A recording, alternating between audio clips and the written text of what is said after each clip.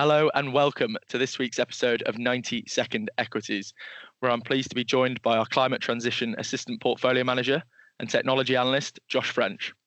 Now, Josh, words climate transition and Silicon Valley, I wouldn't say tend to be in the same sentence together all that often, but I know you've been over in California recently out at a tech conference. So my one question this week to you is, what were your key takeaways from your time out in the US? 90 seconds, watch that clock. Yeah, thanks, Matt. So it's not easy to fit a week of meetings into 90 seconds, but I'll give it my best shot to give you a couple of key takeaways.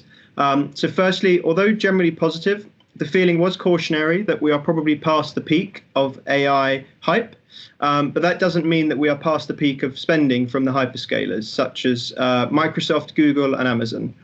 These companies need to have compute capacity ready for when the expected enterprise AI demand comes later this decade. Secondly, as confirmed by both Broadcom and NVIDIA, we will see clusters of high-performance semiconductors needed for large-scale AI models grow to around 1 million chips in the next 2 to 3 years. For context, the largest clusters today are around 100,000 chips, owned by companies such as xAI, Meta, and Oracle. And what this growth means is that we will see larger and more powerful models in an extremely short period of time. And I'll just leave you with one stat that really stood out from my meeting with Airbnb.